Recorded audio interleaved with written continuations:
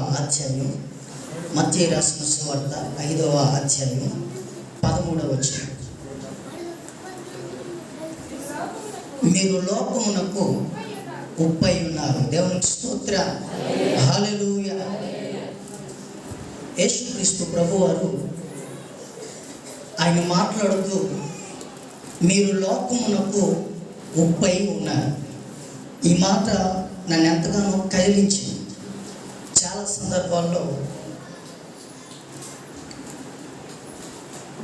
దేవుని యొక్క నోటి నుండి వచ్చే మాటలు మనకి చులకనగా కనిపించవచ్చు. ఇదేంటి ఈయన మీరు లోకమునకు ఉప్పై ఉన్నారు అని చెప్పినప్పుడు దీంట్లో ఏమర్థం ఉంది?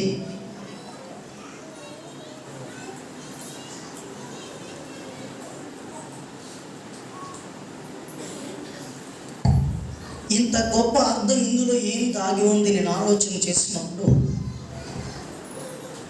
దేవుడు నాకు కొన్ని విషయాలు బయలుపరిచాడు. ఉప్పుకి ఉన్న గొప్ప తనం ఏంటంటే, ఈ లోకంలో వైన్కి ఒలీవ ఆయిల్కి ఇశ్రాయేలీయులు చాలా అతి ఉన్నతమైన ప్రాధాన్యత ఇచ్చేవారు. అయితే వీటితో పాటు ఉప్పు కూడా చాలా విలువైనది అని చెప్పి వారు నిర్ణయించారు. యూదులకి ఒక గ్రంథం ఉండేది, దాన్ని రబ్బీనిక్ అని అంటారు. ఆ రబ్బీనిక్ గ్రంథంలో 15వ అధ్యాయం 8వ వచనంలో ఏమని రాసుకున్నారంటే, the world cannot survive without salt. ఉప్పు లేకుండా ప్రపంచము బ్రతకలేదు. జాగ్రత్తగా గమనించండి. యూదులు వారి గ్రంథాల్లో సిద్ధపరచుకున్న మాట ఏంటంటే, the world cannot survive without salt. ఉప్పు లేకుండా ఈ ప్రపంచము బ్రతకలేదు. ఈ లోకంలో డబ్బు లేకుండా బ్రతకొచ్చు, లేకపోతే ఆస్తులు లేకపోయినా బ్రతకొచ్చు, కానీ ఉప్పు లేకపోతే బ్రతక. అవునంటారు కాదంటారు? ఈ లోపల ఏదున్నా బ్రతకొచ్చు, కానీ ఉప్పు లేకపోతే మనం వండుకున్న కూరలో ఉప్పు ఉండాలి, మనం చేసుకున్న వంటకాల్లో ఉప్పు ఉండాలి, ప్రతి దాంట్లో మన ఒంటిలో కూడా ఏముండాలి? ఉప్పు ఉండాలి. చాలా అతి ఉన్నతమైన ప్రాధాన్యత ఈ సాల్ట్కి అనేది ఉంది. నెంబర్ 2, ఈ ఉప్పుని దేనికి వాడతామంటే ప్రిజర్వేటివ్, అంటే దాయడానికి. ఒక 20 సంవత్సరాలు వెనక్కి వెళ్తే మన మూల పరులో మన గ్రామంలో ఎవరి దగ్గర ఫ్రిడ్జ్లు అనేవి ఉండేవి కాదు కదండి. ఫ్రిడ్జ్ అంటే ఎవరికి తెలిసేది కాదు. అయితే ఫ్రిడ్జ్లు లేనటువంటి కాలంలో ఏదైనా దాన్ని దాయాలంటే మాంసం కానీ, చికెన్ని కానీ, మటన్ కానీ, లేకపోతే చేపలను కానీ దాయాలంటే వాడే పదార్థం ఏంటంటే ఉప్పు.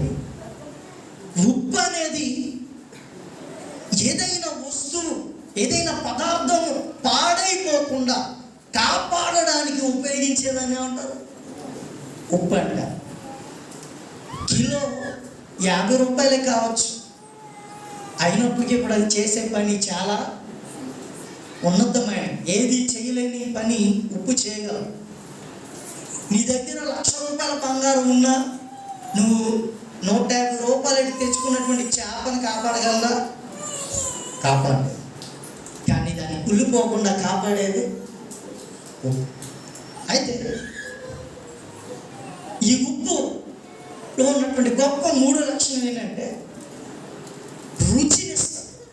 ఎందులో వేసినా అది ఎటువంటి పక్షపాతం లేకుండా, నువ్వు చికెన్, నువ్వు మటన్, నీకు తేడా చూపించాలని ఉండదు. ఇదిగో నువ్వు చేపలో నేను ఎలా ఉంటానని ఉండదు, లేకపోతే బెండకాయలో నేను ఎలా ఉంటాను అనదు, లేకపోతే దోసకాయలో నేను ఎలా ఉంటాను అనదు. ఎందులో వేసినా ఒకే రకంగా రుచిని ఇవ్వగలదు ఉప్పు కదా. ఎందులో వేసినా ఒకే రకంగా ఇచ్చేదేంటి? ఉప్పు. 4వ విషయం ఉంటుంది. ఈ ఉప్పు దేవుడు చెప్పినట్టుగా మనలో ఉంటే ఒకలా పనిచేస్తుంది, బయట ఉంటే ఇంకోలా పనిచేస్తుంది. చాలా జాగ్రత్తగా గమనించాలి. ఉప్పు అనేది మనలో ఉన్నప్పుడు దేవుడు మీరు లోకమునకు ఏమై ఉన్నారు? ఉప్పు అయి ఉన్నారు. దేవుని మాటకు విధేయత చూపి ఆయన చెప్పిన రీతిగా మనము ఉప్పులాగుంటే ఒకలా పనిచేస్తుంది, ఉప్పు లోకంలో ఉంటే ఒకలా పనిచేస్తుంది. మీకు బాగా అర్థం కాదు. అయితే ఉప్పు నీవై ఉండాలి, లేకపోతే లోకంలో ఉప్పు ఉండాలి. నీలో ఉప్పు ఉంటే నువ్వు కాపాడబడతావు, నాశనం నిన్ను అంతదు, నువ్వు రుచిగా ఉంటావు, నీవు నిత్య జీవము కలిగి బ్రతుకుతావు. నీలో ఉప్పు లేకుండా లోకంలో ఉన్నట్లయితే అది చాలా ప్రమాదకరం. పరిశుద్ధ గ్రంథం నుండి ఇర్మియా గ్రంథం 17వ అధ్యాయం 6వ వచనం, 17వ అధ్యాయం 6వ వచనం. ఇర్మియా గ్రంథం, వారు ఎడారిలోని అరుహా వృక్షము వేరు వచనం, అది వారికి కనబడదు, భూమి అందును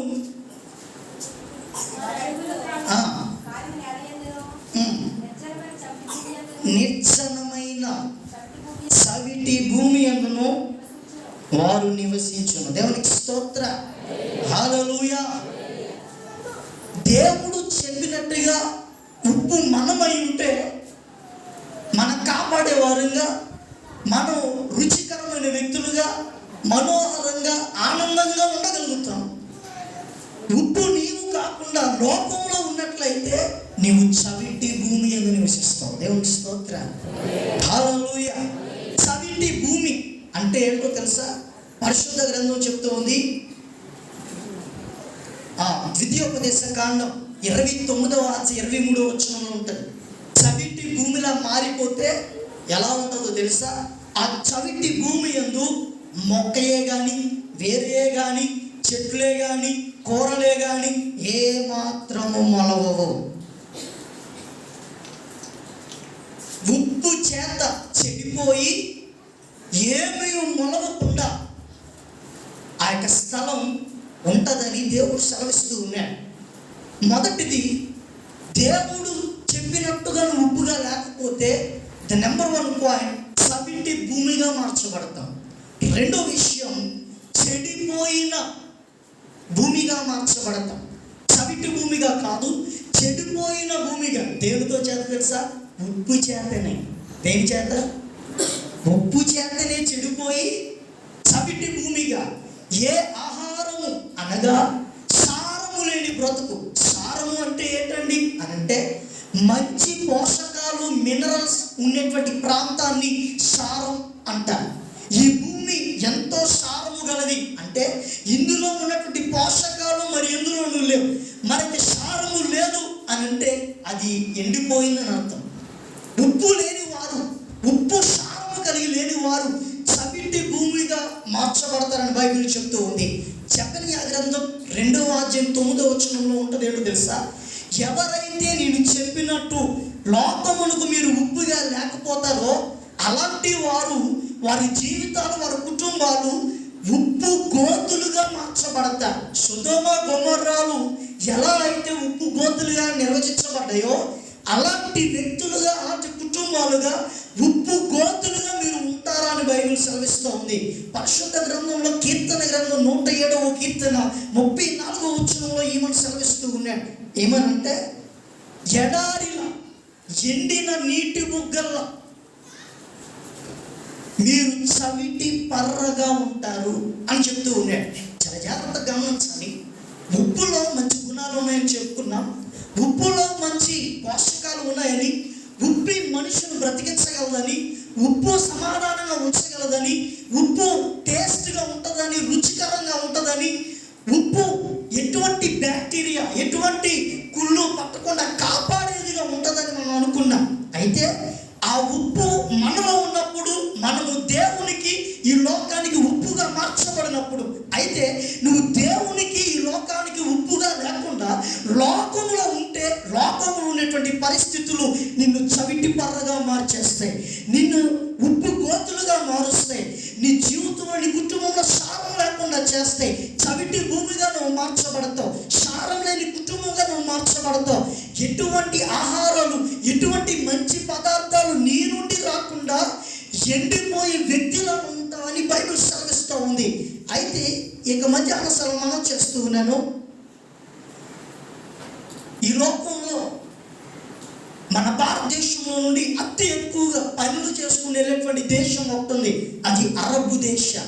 మస్కట్ కానీ, ఖత్తర్ కానీ, ఇంకా చుట్టుప్రక్కల ఉన్నటువంటి సౌదీలు కానీ, అక్కడ ఉన్నటువంటి దేశాలన్నీ కూడా అరబ్ కంట్రీస్. వాళ్ళ గ్రంథంలో ఒక మాట మాట్లాడారు. మన భారతదేశం సెలవిచ్చినట్టుగా ఆరోగ్యమే మహాభాగ్యం అనే ఒక సామెత ఎలా అయితే అలా మాట్లాడారో, వాళ్ళ దేశంలో ఒక సామెత మాట్లాడారు. ఏంటో తెలుసా? There is a salt between us, there is a salt between us అంటే ఉప్పు మా మధ్య ఉన్నది అని అన్నారు. ఉప్పు మా మధ్య ఉన్నది. నేను అనుకున్నాను, చాలా ఆశ్చర్యపోయాను. ఏంటండి ఉప్పు వాళ్ళ మధ్య ఉందన్నారు?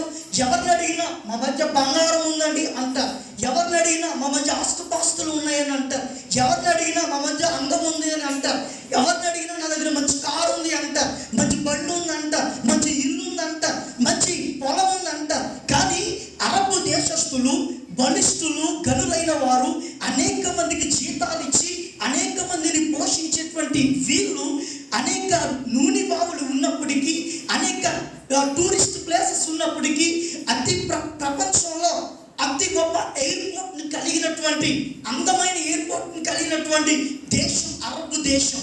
అయితే వారు ఏం మాట్లాడుతున్నారు తెలుసా? మా మధ్య ఉప్పు ఉంది అని మాట్లాడారు. నేను చదువుతూ ఉన్నప్పుడు వాళ్ళ హిస్టరీ చదువుతుండే ఈ మాట నన్ను ఎందుకు ఆశ్చర్యపరిచింది. దేవుడు లోకమునికి ఉప్పై ఉండమని చెప్పాడు. వీళ్ళేమో ఆశీర్వదించబడిన జనాంగం అయినప్పటికీ, ఎన్నో సౌభాగ్యాలు ఉన్నప్పటికీ, మా దగ్గర అది ఉంది ఇది ఉందని చెప్పకుండా వారు బయటికి వెళితే కేజీల బంగారాన్ని ధరిస్తారు. వారు వాడుతున్న ఫోన్ల దగ్గర నుండి కాళ్ళ చేసుకున్న చెప్పులు కూడా బంగారంతోనే చేయించుకుంటారు. వాడుకున్నటువంటి పళ్ళులు కూడా బంగారాన్ని కట్టించుకుంటారు.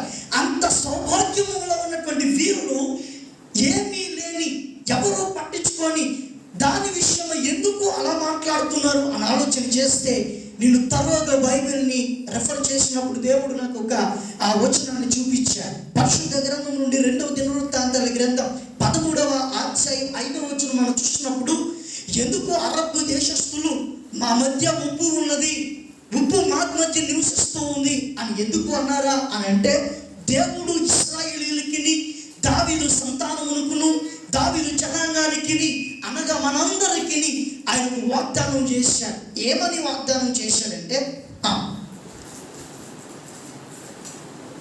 2వ దినవృత్తాంతాల గ్రంథం 13వ అధ్యాయం 5వ వచనం,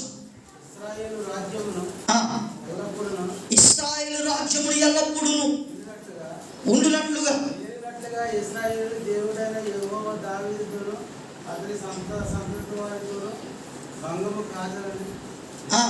ఇశ్రాయేలీయులకును అతని సంతతి వారికి దావీదుతోను ఎప్పటికీ భంగము కాచాలని నిబంధన చేసేను.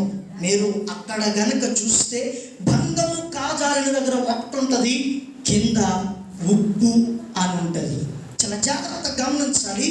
ఇశ్రాయేలీయులకి, దావీదు వంశములకి, అనగా దేవుని సొత్తనబడిన ప్రతి ఒక్కరికి ఆయన ఏమని నిబంధన చేశాడు తెలుసా? మీ మధ్య ఉప్పు నిబంధన నేను చేస్తాను. ఆశ్చర్యం అనిపిస్తుంది కదా. యేసయ్య ఉప్పు నిబంధన చేయడం ఏంటి? ఆయన మీరు లోకమునకు ఉప్పు అయి ఉన్నారని చెప్పడం ఏంటి? అయితే యేసుక్రీస్తు ప్రభు వారి యొక్క ఉద్దేశం ఏంటి అని ఆలోచించినప్పుడు నేను అనుకున్నాను, దేవుడు ఒక వ్యక్తిని లోకమునకు ఉప్పుగా ఎందుకు ఉండమన్నాడా అని ఆలోచన చేసినప్పుడు దేవుడు నాకు మంచి ఆలోచన ఇచ్చాడు. చాలా జాగ్రత్తగా గమనిస్తే మన శరీరంలో ఉప్పు చేసే పని ఏంటో తెలుసా? దాహాన్ని కలిగిస్తుంది. The salt creates a thirst. దాహాన్ని కలిగించే పదార్థం ఉప్పు. నువ్వు తప్పికొని ఉంటున్నావంటే దానికి కారణం ఉప్పు. నువ్వు నీళ్లు తాగుతున్నావంటే దానికి కారణం ఉప్పు. నువ్వు ఏదైనా మిస్ ఏదైనా ద్రవాన్ని తాగాలనిపిస్తుందంటే అది మనలో ఉన్నటువంటి ఉప్పు. The source of thirst is the salt. అయితే చాలా జాగ్రత్తగా గమనించాలి. అయితే ఈ ఉప్పు మనిషికి దాహాన్ని కలిగించగలదు, మనిషి తప్పికొనేలా చేయగలదు. కానీ దేవుడు అంటున్నాడు, నీవు లోకమునకు ఉప్పై ఉండాలంటూ ఉన్నాడు. దావీదుతోనేమో ఉప్పుతో నీకు నిబంధన చేస్తానంటున్నాడు. నీకును నాకు మధ్య బంగారాన్ని పెట్టలేదు, నీకు నాకు మధ్య ఆస్తుపాస్తులు పెట్టలేదు, నీకును నాకు మధ్య ఏది పెట్టలేదు, ఉప్పుని పెట్టాను. చాలా జాగ్రత్తగా గమనించాలి. ఉప్పు మనమై ఉంటే దేవుని ఉప్పుగా మనతో వాగ్దానం చేసింది నెరవేరుతుంది. నువ్వు దేవుని యందు ఉప్పుగా లేకపోతే చవిటి పర్రగా నువ్వు ఉంటావు, అంటే పాడైపోయిన స్థలాల్లో నువ్వు ఉంటావు. చాలా జాగ్రత్తగా గమనించినప్పుడు పరిశుద్ధ గ్రంథంలో యోహాను సువార్త 4వ అధ్యాయం 10-15 వచనాలు మనం చూస్తే, దప్పిక ఎలా వస్తుందంటే ఉప్పు వల్ల వస్తుంది. చూద్దామా? యోహాను సువార్త 4వ అధ్యాయం 10వ వచనం. అందుకు యేసు, నీవు దేవుని వరము నాకు దాహమును కిమ్మని నిన్ను అడుగుచున్నవాడు ఎవడో నువ్వు ఎరిగిన ఎడల నీవు ఆయనను అడుగుదువు, ఆయన నీకు జీవజలమిచ్చును. అప్పుడు ఆ స్త్రీ, అయ్యా ఈ బావి లోతైనది, చేదుకుంటకు నాకేమీ లేదే, ఆ జీవజలము ఎలాగో నీకు దొరుకును? పశువులను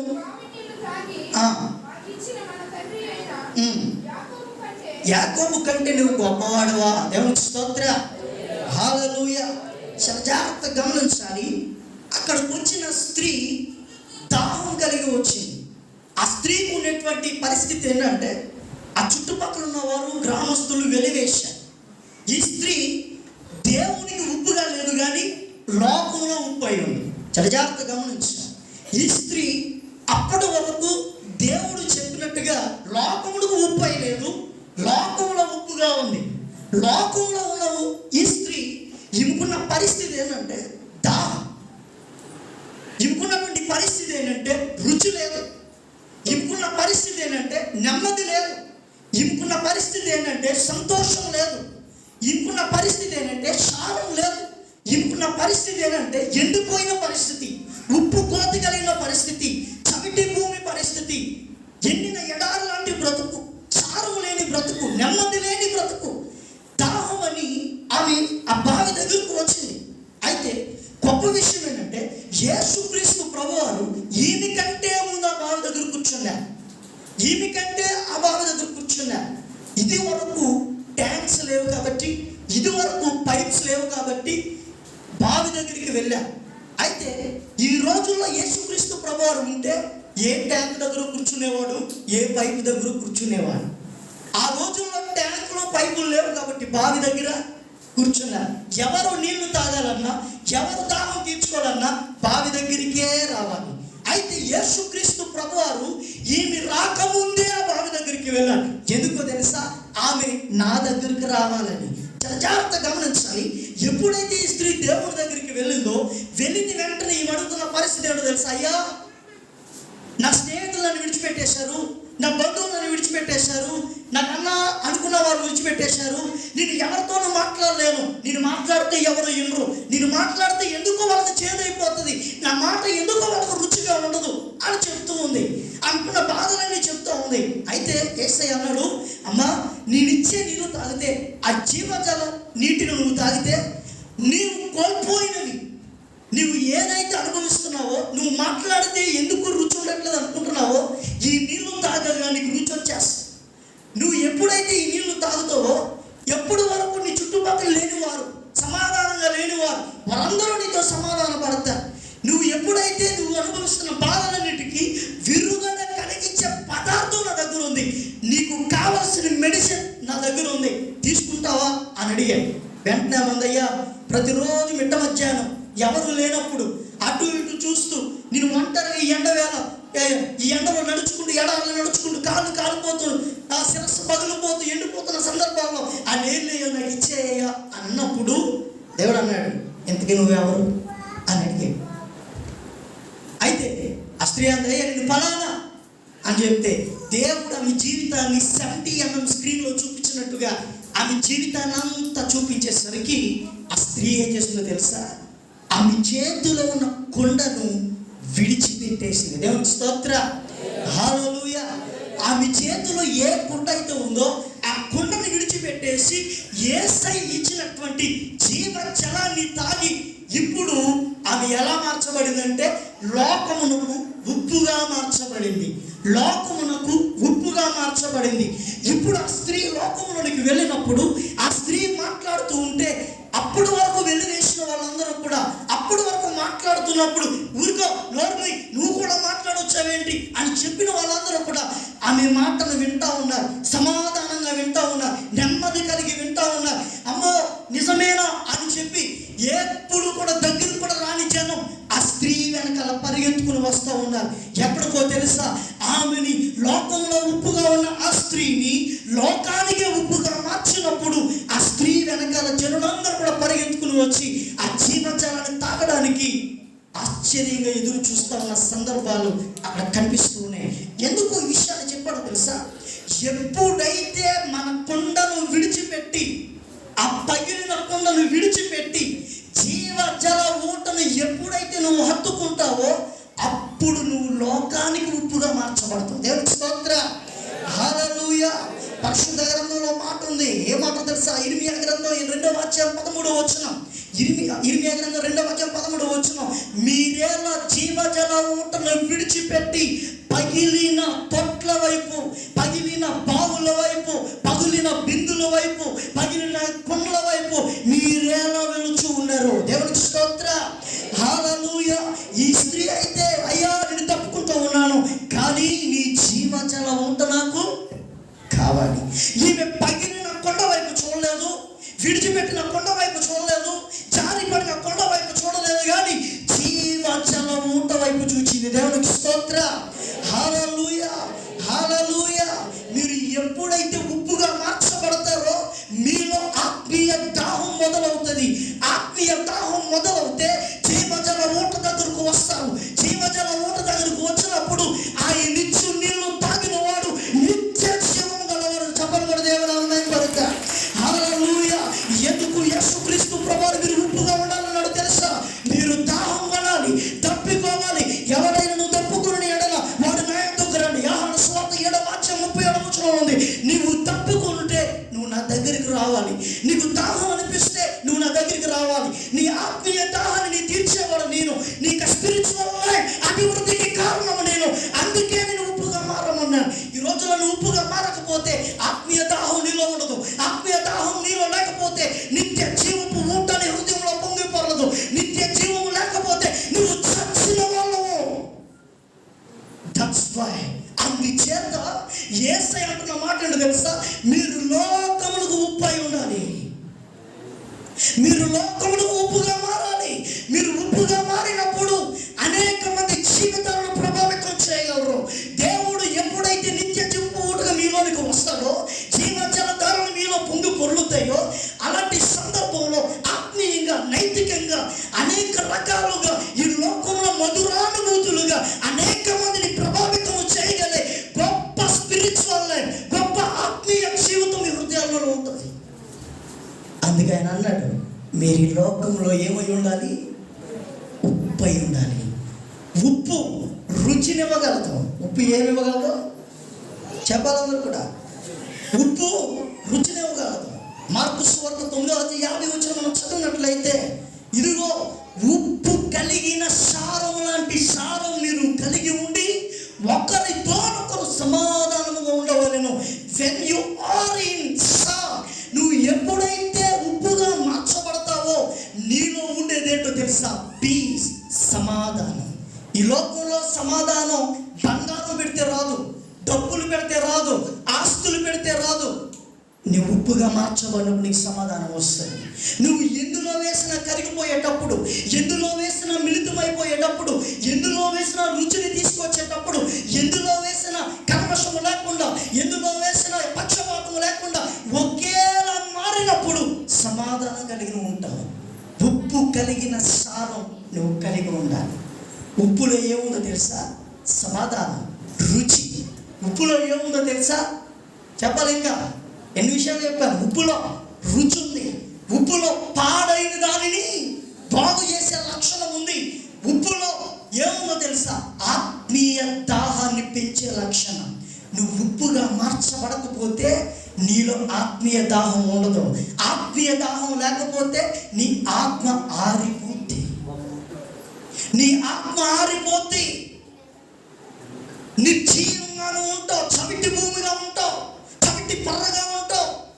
ఎటువంటి అభివృద్ధి లేకుండా, సమృద్ధి లేకుండా నీ బ్రతుకు చితికిపోద్ది. ఎండిన ఎడారిలో ఉంటావు. కీర్తన 107 చెప్పిన రీతిగా 34 వచనం, ఎండిన ఎడారి లాంటి నీటి ముఖంలో ఎండిపోయిన చవిటి పర్రలో ఉంటావు నువ్వు.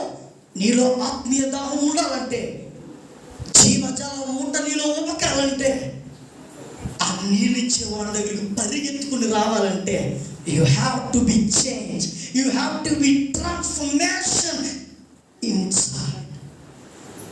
ఉప్పులా మారిపోవాలి, ఉప్పులా ట్రాన్స్ఫర్మేషన్ జరగాలి. అయ్యా, నీవు నీకును మధ్య ఉప్పు నిబంధన చేసావు. ఎందుకు చేశాడు తెలుసా? నువ్వు ఉప్పులా మారాలని. పరిశుద్ధ గ్రంథం పరిశీలన చేస్తే 2 రాజుల గ్రంథం 2 రాజుల గ్రంథం 2వ అధ్యాయం 19వ వచనం. 2 రాజుల గ్రంథం. ఆ పట్టణపు వారు, ఈ పట్టణం ఉన్న చోటు రమ్యమైనదని నా ఏలిన వాడువైనా నీకు కనబడుచున్నది కానీ ఈ నీళ్లు మంచివి కావు. అందుచేత భూమి నిస్సారమై ఉన్నదని ఎలీషాతో చెప్పగా అతడు కొత్త పాత్రలో ఉప్పు వేసి నా యొద్దకు తీసుకుని రండని వారితో చెప్పాను. దేవునికి స్తోత్ర, హల్లెలూయా. ఎలీషా దగ్గర కొంతమంది మనుషులు వచ్చి పరిగెత్తుకొచ్చారు. అయ్యా, నా ఏలినవాడా, ఊరు చక్కగా కనబడతా ఉంది, మనోహరంగా కనబడతా ఉంది, రమ్యంగా కనబడతా ఉంది, చక్కటి పచ్చదనంగా ఉంది, అన్నీ బాగున్నాయి. కానీ ఈ నీళ్లు మంచివి కాదు. ఈ ఊర్లో ఉన్నటువంటి ఊటలు చెడిపోయాయి. ఇవి మంచివి కాదు, విషం. జాగ్రత్తగా గమనించాలి. చాలా సందర్భాల్లో మనం మంచిగా కనబడుతూ ఉంటాం, సౌఖ్యంగా కనిపిస్తూ ఉంటాం, అందంగా కనిపిస్తూ ఉంటాం, పచ్చగా కనిపిస్తూ ఉంటాం, అన్నీ బాగుంటాయి. కానీ ఏ నీళ్ళు పారుతూ ఉన్నాయి, ఆ ఊర్లో నీళ్లు మంచిది కాదు. నీళ్ళు ఏ నీళ్ళు ప్రవహిస్తూ ఉన్నాయి. ఎప్పుడైనా ఆలోచన చేసావా? ఎవరైనా తప్పికొని ఎడలవాడు నా దగ్గరికి రావాలని ప్రభు అంటా ఉన్నారు. ఆయన దగ్గరకు రమ్మంటున్నాడంటే నీలో ప్రవహించిన నీళ్ళు మంచివి కావు.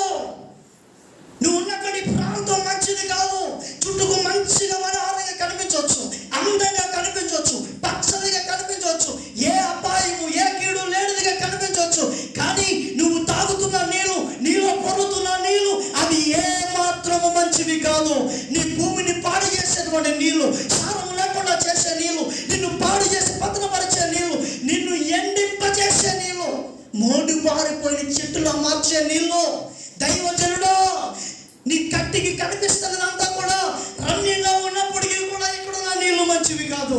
ఈ మధ్య అసలు మనం చేస్తూ ఉన్నాను. నువ్వు ఎంత మంచిగా ఉన్నా, ఎంత మంచి భక్తిపరుడు అయినా, ఎంత మంచి భక్తిపరుడు అయినా, నీలో ఏ నీళ్లు ప్రవహిస్తూ ఉన్నాయి, ఏ నీళ్ళు దగ్గరకు నువ్వు వెళ్తూ ఉన్నావు, ఏ నీళ్లు తాగుతూ ఉన్నావు. ఈ మధ్య అసలు మనం చేస్తూ ఉన్నాయి. వాళ్ళు తాగుతున్న నీళ్ళు, వారు సేవిస్తూ ఉన్న నీళ్ళు చెడిపోయిన నీళ్ళు. దైవజనుడు అంటూ ఉన్నాడు, మీరు వెళ్ళి ఒక కొత్త పాత్రని తీసుకుని రండి, ఒక కొత్త పాత్రని తీసుకుని రండి అంటే దైవజనుడి దగ్గర చాలా పాత్రలు ఉన్నాయి, అక్కడ చాలా పాత్రలు ఉన్నాయి. ఆ పాత్రలన్నీ చెడిపోయిన నీళ్ళతో నింపబడ్డాయి, ఆ పాత్రలన్నీ పనికిమాలిన నీళ్ళతో నింపబడ్డాయి. సారము లేని నీళ్ళు ఆ పాత్రలో ఉన్నాయి. భూమికి ఏ మాత్రము సారాన్ని కలిగించిన నీళ్ళ పాత్రలో ఉన్నాయి. ఏ మనిషికి ఉపయోగం లేని నీళ్ళు అందులో ఉన్నాయి. ఏ మాత్రము కూడా అభివృద్ధి లేని నీళ్ళు అక్కడ ఉన్నాయి. ఏ మాత్రము మంచి నీళ్ళు కాదు. దైవజనుడు అంటూ ఉన్నాడు, కొత్త పాత్ర పాత్రను తీసుకుని రండి, ఆ పాత్రలో నేను ఉప్పు వేసి మిగతా పాత్రలన్నిటినీ కూడా శుద్ధి చేస్తాను. దేవునికి స్తోత్ర. హల్లెలూయా, హల్లెలూయా. అలాంటి నీళ్ళన్నీ బాగుపడాలంటే దేవునికి ఒక పాత్ర కావాలా. సమరయ స్త్రీ వచ్చినప్పుడు సమరయ దేశంలో ఆ గ్రామంలో ఉన్న వాళ్ళన్ని పాత్రలన్నీ చెడిపోయినవే, అక్కడ ఉన్న నీళ్ళన్నీ చెడిపోయినవే, అక్కడ ఉన్నటువంటి నీళ్ళన్నీ కూడా పాడైపోయిన నీళ్ళే, విషంతో కూడిన నీళ్ళే, ఏ ఒక్కడు కూడా ఉపయోగకరమైనటువంటి పాత్రలు లేవు. అయితే యేసుకు తెలుసు, నాకు ఒక మంచి పాత్ర కావాలి, ఒక ప్రత్యేకమైన పాత్ర కావాలి. ఆ పాత్రని జీవజల ఊటతో నింపి ఆ పాత్రని ఉప్పుగా మార్చి అనేక పాత్రలకి జీవాన్ని చరణని చేయాలని ఆమె కంటే ముందుగా యేసయ్య స్థలం ముందు కూర్చున్నాడు. చపలు కూడా దేవుని అమరమయం పడతాం.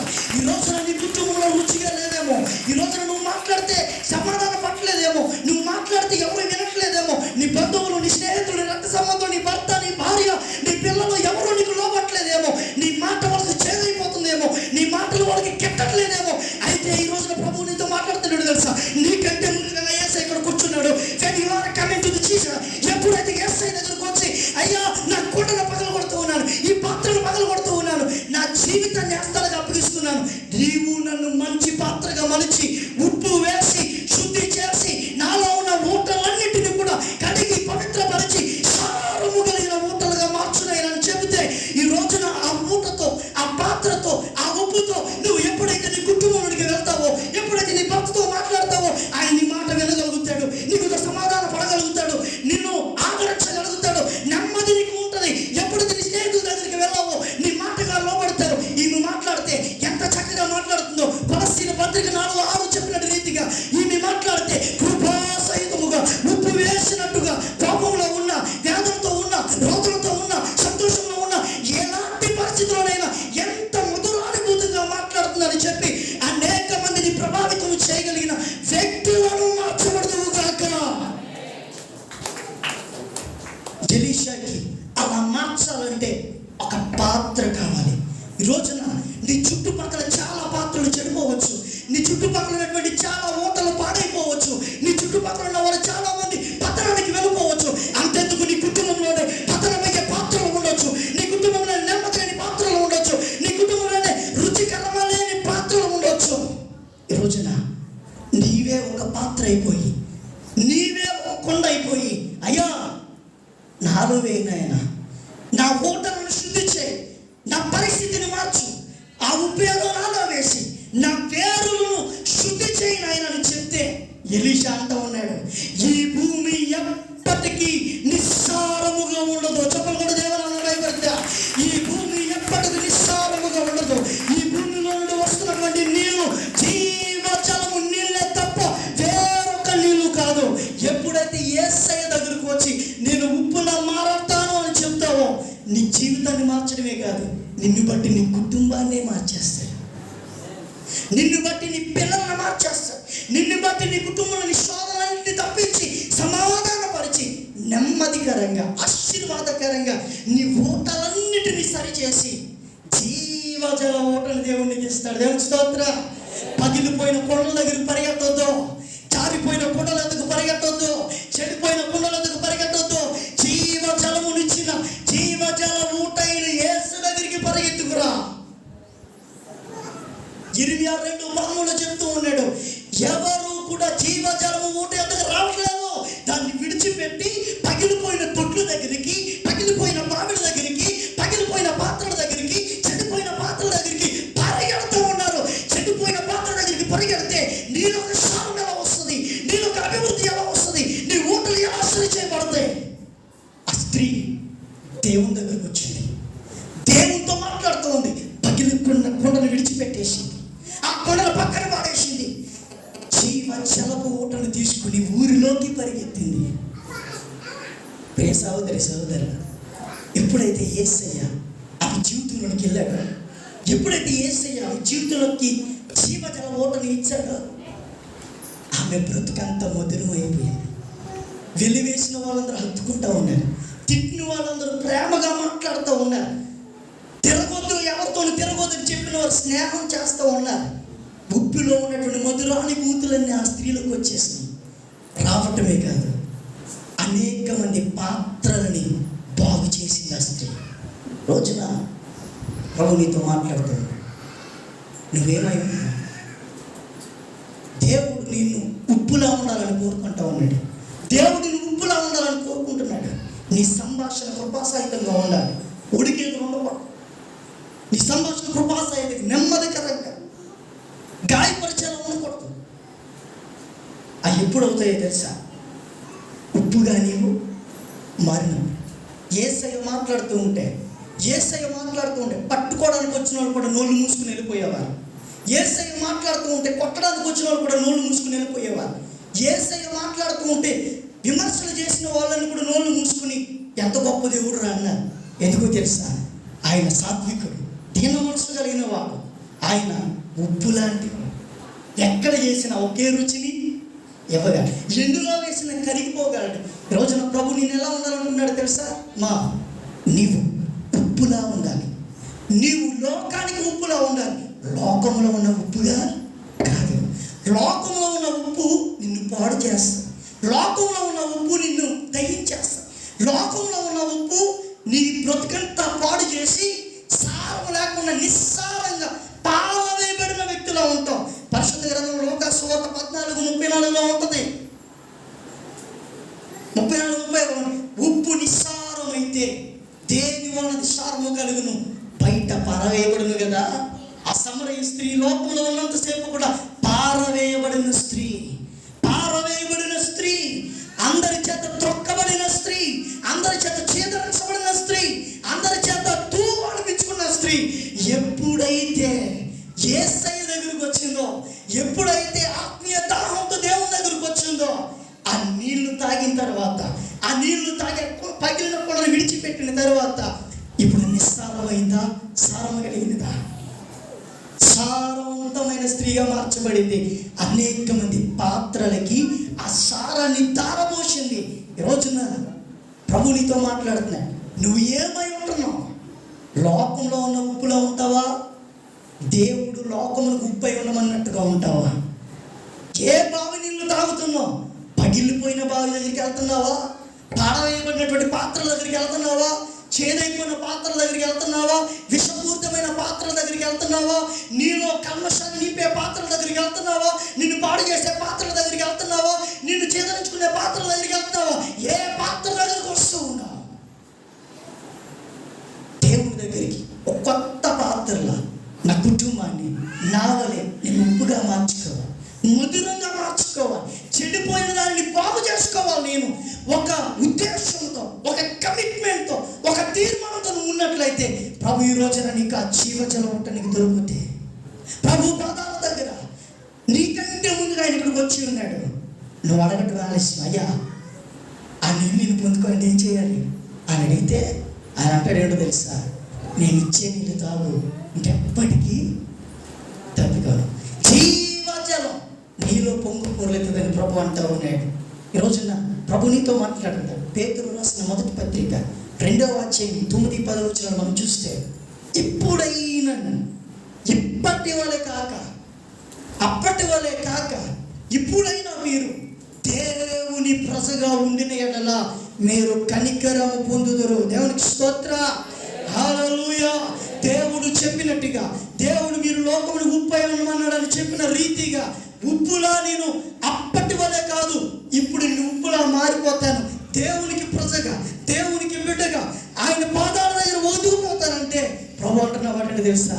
నువ్వు చెడిపోయిన పాత్ర దగ్గరికి వచ్చినప్పటికీ, పాడైపోయిన పాత్ర దగ్గరికి వచ్చినప్పటికీ, అమ్మా నీ ఓటలను బాగు చేసి, నీ పాత్రను శుద్ధి చేసి, జీవజల ఊటనిచ్చి నిన్ను కనికరిస్తానని ప్రభు అంటా ఉన్నాడు. అందరూ కూడా మోకరించండి. ఈ రోజున నువ్వు ఏ పాత్రగా వచ్చావు? ఈ రోజున ఏ పాత్రగా నువ్వు వచ్చావు? ఈ రోజున ఎలాంటి